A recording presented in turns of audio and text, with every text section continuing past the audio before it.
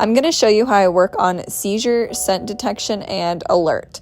So I'm doing the cup game where I have 3 cups filled with 3 different scents. In one cup I'm using a food object. Right here I have a banana.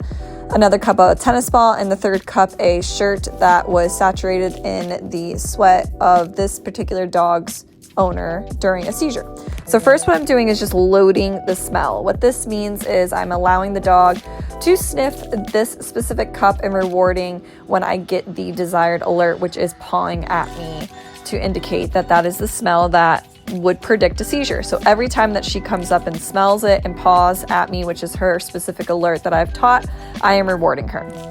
Next, I'll start mixing it up by picking up the other cups and seeing if she alerts to those smells, and then rewarding her when she alerts to the correct smell.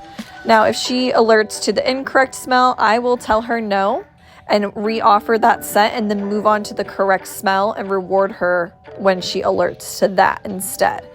So here you actually see her alert to the incorrect cup, so the incorrect scent.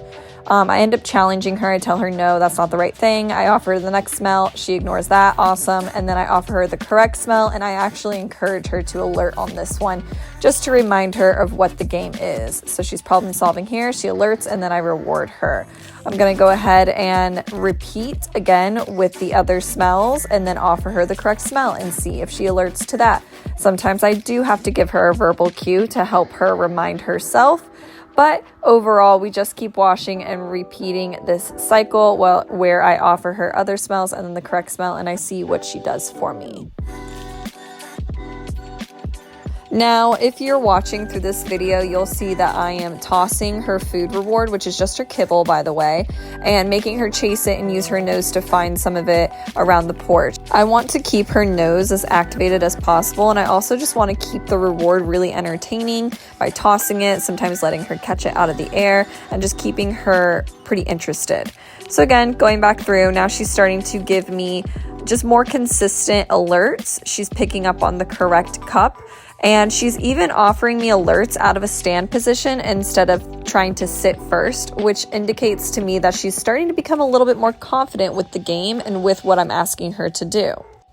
There are moments where I will notice that she begins alerting to every cup because either she's tired of being challenged or she just isn't understanding what I'm asking. So I'll go back to what we started with, which was reloading the smell, offering her the seizure scent and then asking for the alert and rewarding her for that and repeating that a couple of times. Once I feel she's ready, we go back to challenging her with a different scent. And if she continues to make a mistake, I will again go back to loading the correct smell.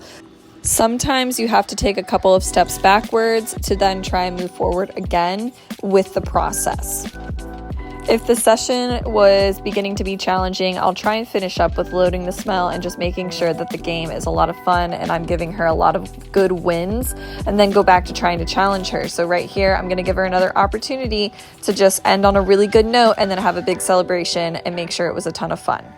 If you're working on teaching your service dog anything scent related, I highly recommend giving this a try, and thank you for tuning in.